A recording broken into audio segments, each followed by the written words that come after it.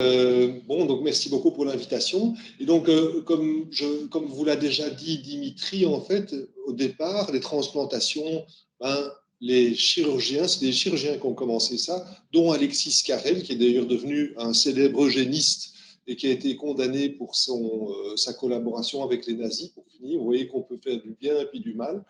Et en fait, ces personnes qui sont les pionniers de la transplantation pensaient que la seule difficulté de faire une greffe, eh bien, c'était de faire l'anastomose chirurgicale. Qu'après ça, ben, une fois que l'anastomose allait être possible, réalisée, eh bien que finalement, le greffon resterait bien en place et fonctionnerait ad vitam aeternam. Il y avait une ignorance totale du principe immunologique du rejet.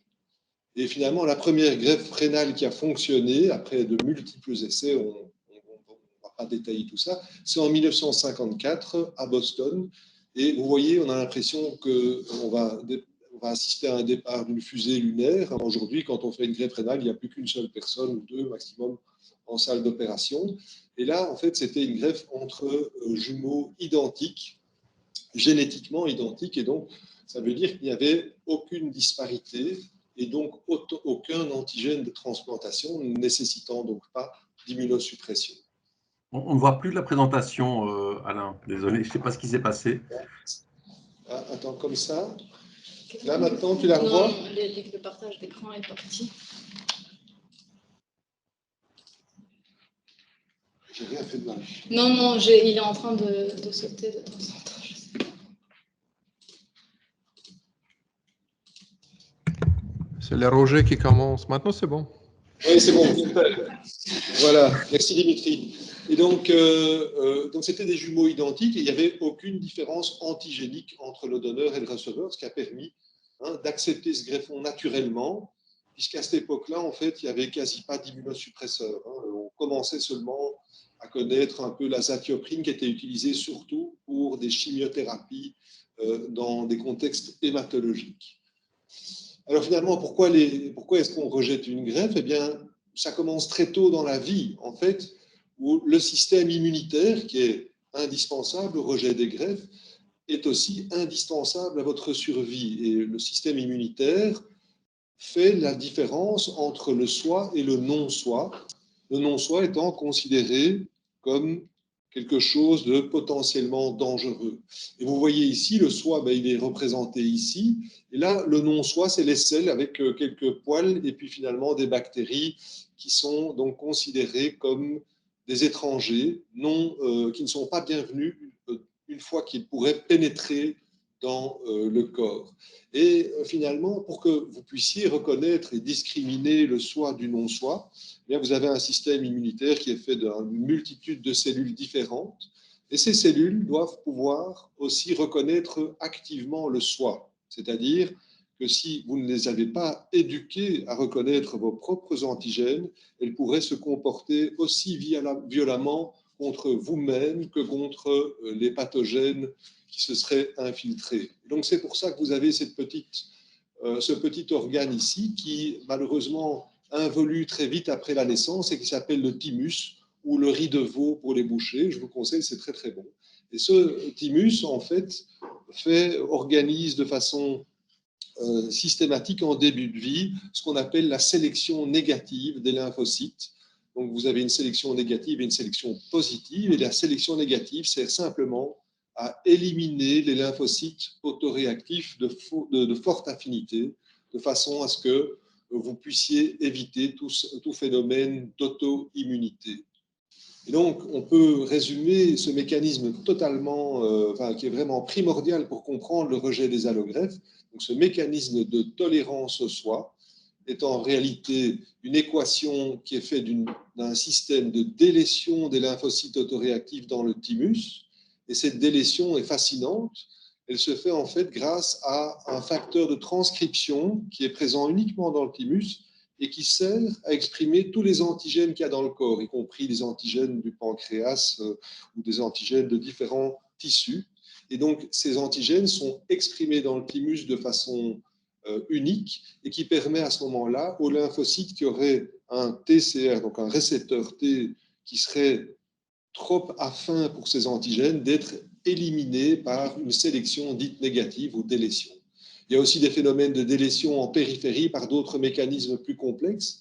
Et enfin, depuis une vingtaine d'années maintenant, on sait très bien qu'il y a des mécanismes de régulation parce que la délétion n'est pas parfaite. On laisse passer des lymphocytes autoréactifs à travers la sélection chimique. Et cette régulation implique un nombre important de cellules, dont les fameux lymphocytes régulateurs FOXP3+, hein, qui, on sait, quand on a une mutation de ce FOXP3 qui devient dysfonctionnel, eh bien, on a un syndrome IPEX, hein, donc qui est un syndrome essentiellement d'auto-immunité ou de dysimmunité, c'est-à-dire de réaction immunitaire beaucoup trop importante. Il y a aussi des maladies où on a un défaut de ce facteur de transcription dans le thymus, maladie très rare parce qu'elle est également mortelle. Ça s'accompagne d'une polyendocrinopathie candidiasis parce qu'il y a une dysimmunité, ectodermale dystrophie qui est sous l'abrégé de AP7. Il y a des souris d'ailleurs qui sont génétiquement modifiées, qui développent ces maladies pour faire des modèles expérimentaux. Et cette équation, elle est tout à fait modulable par l'environnement. Et vous allez comprendre pourquoi je dis ça. Et quand je dis l'environnement, eh bien, le contexte dans lequel ces lymphocytes rencontrent les antigènes et dans le contexte dans lequel vous éduquez votre système immunitaire. Et donc ici, vous savez tout ça, mais c'est un petit rappel, les lymphocytes CD4, donc les lymphocytes T, CD4 reconnaissent des antigènes présentés par une cellule présentatrice d'antigènes. Et elles reconnaissent ces antigènes qui sont ici symbolisés par ce petit triangle. Et ces antigènes sont des peptides de 10 à 20 aminoacides présentés dans un complexe majeur d'histocompatibilité de classe 2, qui est une molécule dédiée uniquement à la présentation des antigènes. Et ce sont souvent des antigènes extracellulaires que la cellule présentatrice a phagocytés et puis ensuite par un système d'apprêtement présenté à ce lymphocyte CD4. Par contre, les lymphocytes CD8, eux, reconnaissent des peptides beaucoup plus petits, qui sont plutôt des peptides intracellulaires, comme par exemple les peptides viraux, et sont présentés, donc une dizaine d'acides aminés, dans le sillon du complexe majeur d'histocompatibilité de classe 1, et que les lymphocytes CD8 vont pouvoir reconnaître et ensuite être activés et fabriquer de la perforine et du granzyme.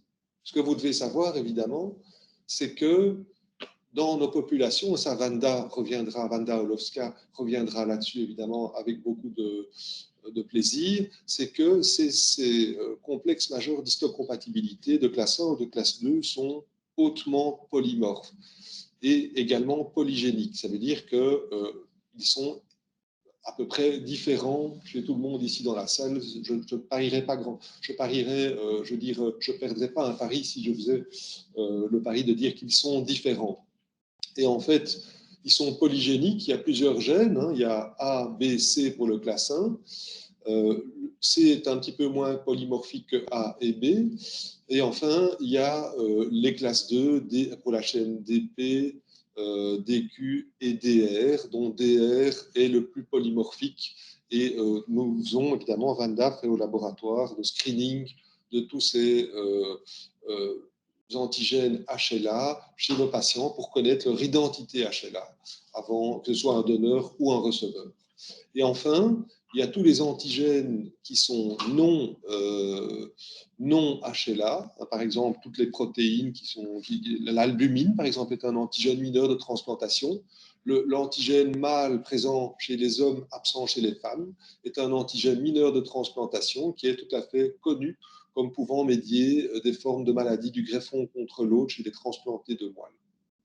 Donc ceci, c'est tout simplement pour vous montrer l'aspect polygénique. Donc il y a plusieurs gènes, hein, et il y a à chaque fois deux allèles codominants. Donc ça vous donne en fait, comme il y a 20 000 allèles à peu près connus aujourd'hui, elles ne sont pas toutes recensées, ça vous donne un nombre de possibilités d'identité HLA qui est véritablement énorme, et raison pour laquelle un greffon sera toujours, enfin presque toujours, allogénique. Voilà. Alors, une fois que ces antigènes sont présentés, comment est-ce qu'ils sont présentés aux cellules de l'hôte? Eh bien, ça a fait aussi des dizaines d'années de recherche. En fait, il y a plusieurs voies de reconnaissance. On va aller assez rapidement parce que c'est assez... Donc, en fait, il y a ce qu'on appelle la voie directe de reconnaissance. Dans la voie directe de reconnaissance, les cellules présentatrices du donneur, cette fois-ci, vont migrer d'un organe qui est représenté ici, un rein. Elles vont migrer sous l'effet des chémokines et de l'activation lors du prélèvement d'organes. Et ces cellules dendritiques vont aller dans les ganglions qui sécrètent des chémokines qui attirent justement ces cellules dendritiques activées. Et une fois dans le ganglion, leur complexe majeur d'histocompatibilité, qui est différent du receveur, va être présenté dans le classe 1 OCD8 et le classe 2 OCD4. Et comme la sélection thymique du receveur s'est opérée avec ses propres MHC, il se fait que justement, là, vous allez avoir jusqu'à plusieurs pourcents de vos lymphocytes qui vont reconnaître ce CMH, cette fois-ci, qu'il soit de classe 1 ou de classe 2, comme étranger. Donc, c'est un nombre énorme de précurseurs, hein, vous voyez ici, qui peuvent reconnaître vos cellules présentatrices d'antigènes et activer des mécanismes de lyse cytotoxique ou la production de cytokines après prolifération par la voie directe. Alors, il y a une voie indirecte qui est la voie naturelle de présentation des antigènes. Et donc, cette fois-ci, la cellule dendritique du receveur ou des cellules dendritiques du donneur aussi peuvent migrer et libérer des peptides, des molécules qui sont antigéniques, essentiellement les complexes majeurs d'histocompatibilité, puisque je vous ai dit que c'était une cible polymorphique.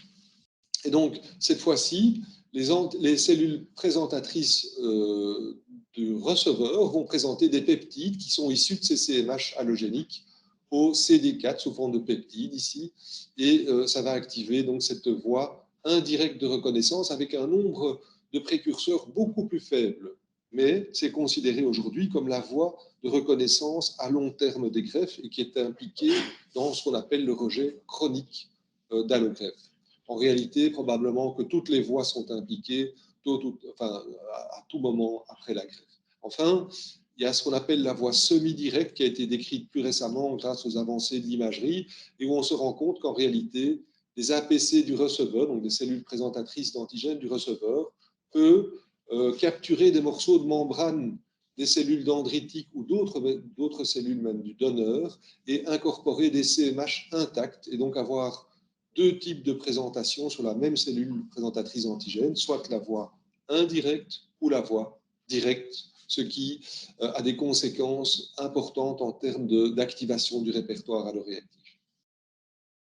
Maintenant, vous savez que la transplantation, Dimitri vous a dit que ça a commencé au 19e siècle. En réalité, ça a commencé dès le début de l'humanité, puisque Adam et Ève ont fait une transplantation. Ève a gardé un fœtus pendant 9 mois. Et donc, là, en fait, la procréation est une forme de transplantation semi-allogénique qui dure 9 mois. Mais évidemment, cette procréation apparaît dans un contexte beaucoup plus doux et moins agressif que lors d'une greffe d'organes durant laquelle il y a une mort cérébrale. On sait que la mort cérébrale active l'inflammation dans les tissus périphériques. Il y a un phénomène d'ischémie-perfusion. Et puis, il y a aussi la présence de ce qu'on appelle des DAMPs, donc des Damage Associated Molecular Patterns, qui sont des motifs moléculaires issus de produits de nécrose ou d'apoptose cellulaire qui ont pour effet d'activer très très violemment le système immunitaire inné et de faire ce qu'on appelle un effet adjuvant, donc pour aider la sensibilisation de vos lymphocytes T potentiellement alloréactifs. Enfin, les greffes se passent toujours dans un contexte plus ou moins sceptique, même si on prend beaucoup de précautions. Les chirurgiens se brossent bien les mains, mais il y a toujours des bactéries qui peuvent accompagner ces prélèvements. Et à ce moment-là, ces bactéries libèrent les PAMs, donc les Pathogens Associated Molecular Patterns, qui partagent des récepteurs, comme pour les DAMs, des récepteurs semblables qui vont activer l'immunité innée et faire un effet adjuvant sur la réponse lymphocytaire T.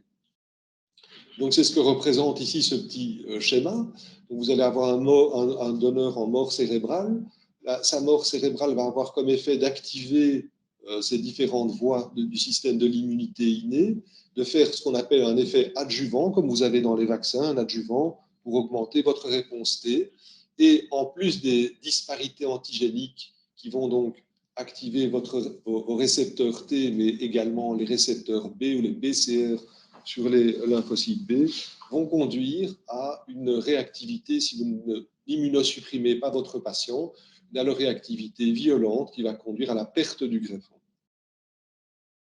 On sait maintenant, il y a beaucoup d'études qui montrent que le microbiote influence aussi votre capacité à répondre à ces antigènes de transplantation. Et c'est pour ça, sans doute aussi, que le résultat de greffe pulmonaire à long terme est assez faible. On sait qu'on perd plus les greffons pulmonaires que les autres greffons parce que vous avez tout le microbiote des voies aériennes supérieures. La greffe intestinale, c'est aussi un problème avec le microbiote intestinal.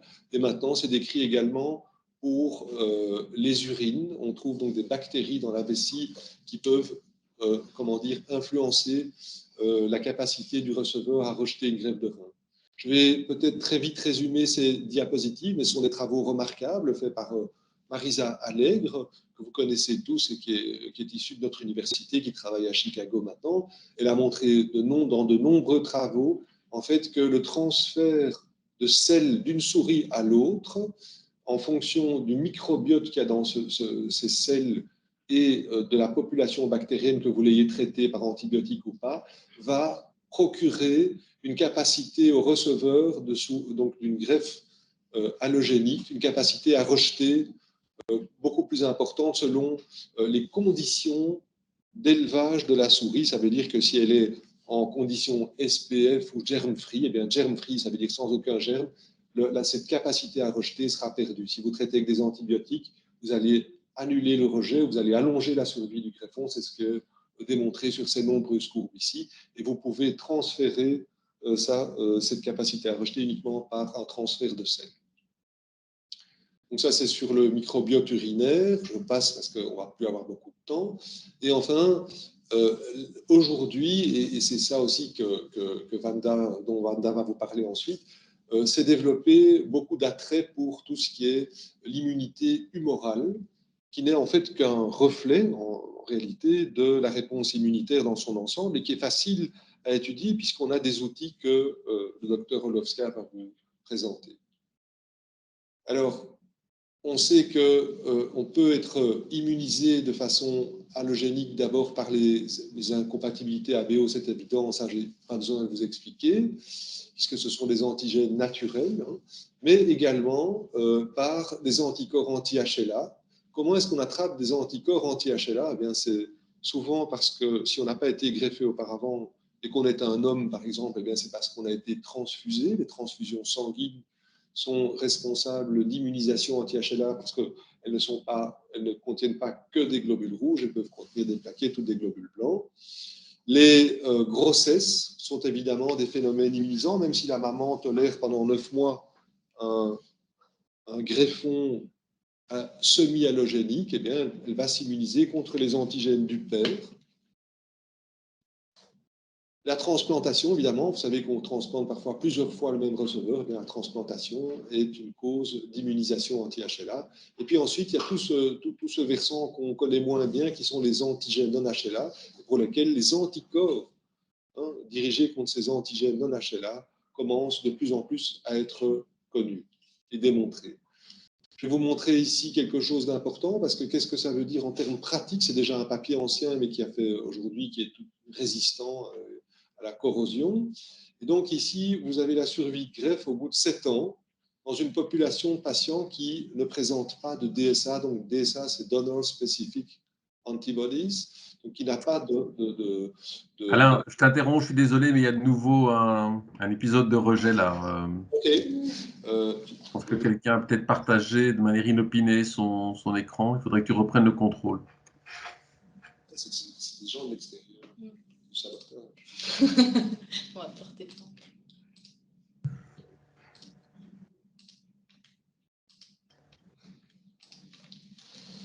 Voilà, donc pour vous montrer en pratique qu'est-ce que ça fait, ces anticorps anti-HLA, ce que vous devez savoir, c'est qu'un anticorps anti-HLA, bon, il faut un B derrière qui produit les anticorps, c'est évident, donc une immunisation de ce B, mais pour immuniser un B, il faut des CD4 aussi. Il n'y a pas d'immunisation B sans CD4. Il y a quelques rares B qui font des IgM-T indépendants, mais ce n'est pas du tout dans le domaine du HLA. Et donc, pour faire ces anticorps, ça veut dire que vous avez aussi des réactivités CD4 derrière. Tout ça, c'est très important parce que les médicaments qu'avait mentionné le docteur Michalski, eh bien, ciblent aussi ces lymphocytes. Et donc, ici, vous avez la survie de greffe en noir, de greffe rénale chez des patients qui ne présentent pas d'anticorps anti-HLA. Et vous avez la survie de greffe en moyenne chez les patients qui développent ou qui ont des anticorps anti-donneurs, anti-HLA, anti-donneurs. C'est important, vous pouvez avoir des anticorps anti-HLA qui ne sont pas contre le donneur, ceux-là n'ont aucune importance. Donc ici, vous avez des anticorps anti-greffons. Et ce qui est encore plus intéressant, c'est que dans ces patients qui développent des anticorps contre le donneur, on peut les scinder en deux grands groupes. Il y a les groupes représentés par la ligne bleue ou la figure rouge.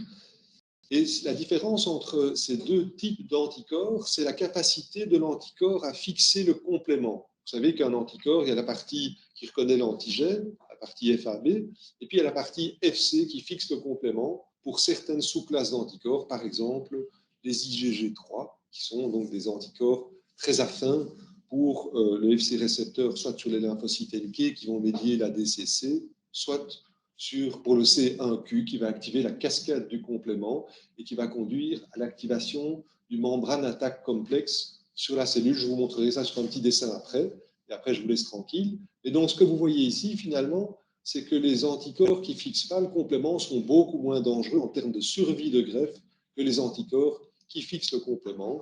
Et on peut déterminer ça par des tests aujourd'hui qui ne sont pas encore réalisés en routine, pas remboursés, mais qui sont des tests de fluorescence que Mme Olowska va vous expliquer. Et encore un autre point intéressant aussi, c'est que si vous avez un anticorps qui fixe le complément, eh bien votre risque de rejet, vous voyez, c'est un Q positif. Si votre greffon, si votre anticorps était déjà existant avant la greffe, eh bien vous allez majorer votre risque de rejet, il sera 2 fois plus important. Mais si votre anticorps, si vous le développez après la greffe, c'est-à-dire après avoir été transplanté, eh bien votre risque est beaucoup plus important. Et si vous le développez, vous voyez ici, donc si au départ il est, excusez-moi, je me suis embrouillé, si au départ il est positif pour fixer le complément et qu'il reste, eh bien vous avez un risque de 6 fois. Si par contre au début, vous n'en aviez pas et qui ne fixait pas le complément et qui devient un anticorps qui fixe le complément, en présence du greffon, votre risque de rejet est nettement supérieur. Il est de 12 fois le risque d'un patient qui n'a pas d'anticorps anti-HLA. Et vous voyez, à ce moment-là, ça veut dire simplement que le développement de nouveaux anticorps durant la greffe est responsable d'un rejet beaucoup plus fréquemment que si cet anticorps existait auparavant, parce que simplement c'est un anticorps cross-réactif, et dans ce cas-ci, c'est un anticorps de forte affinité qui peut reconnaître des antigènes du greffon et qui fixe le complément. Et ce qu'on sait par les études cliniques, c'est que finalement, l'apparition de ces anticorps, c'est souvent lié à un manque de compliance. Ça, c'est les docteurs qui disent, mais un manque de compliance, parfois, c'est les docteurs qui veulent baisser les traitements immunosuppresseurs aussi. Donc ça, c'est l'inadequate immunosuppression. Ou bien d'une longue ischémie froide, ça peut arriver, donc ça favorise, la longue ischémie froide favorise l'inflammation dans le greffon et l'expression des complexes majeurs d'histocompatibilité. Et le fait d'avoir eu des rejets médiés par des lymphocytes T au préalable favorise, augmente le risque de rejet médié par les anticorps par la suite. Enfin, on sait aussi que de façon statistique, les mismatchs pour la chaîne DR-bêta est responsable plus souvent d'anticorps anti-HLA de novo. Et ça, ce sont des images histologiques. En gros, je vais les résumer brièvement. Vous voyez que ce soit du rein, du cœur ou du poumon, ce qu'on voit surtout à long terme, ce sont des lésions de vasculopathie chronique, avec un retrécissement des vaisseaux. Ici, c'est une bronche, une bronchiole. Ça, c'est un vaisseau dans un cœur. Et ça, c'est un vaisseau, une artériole dans le rein. Il y a de la fibrose interstitielle. Vous voyez ici qui peut aller jusqu'à l'occlusion des vaisseaux, que ce soit dans le cœur. Vous avez une ischémie du cœur, tout à fait indolore d'ailleurs, et une perte de fonction de l'organe.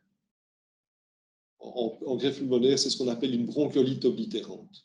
Et les mécanismes, je vous en ai déjà plus ou moins, j'ai déjà plus ou moins mentionné. Vous avez l'antigène HLA ici, hein, étranger ou allogénique. Vous avez un anticorps qui peut le reconnaître, une IgG ici. Et si elle fixe le complément en fonction de sa sous-classe, vous allez avoir une activation via le Fc récepteur du lymphocyte NK, qui devient à ce moment-là cytotoxique par la production de perforines, granzymes, mais également de cytokines et de produits pro-inflammatoires.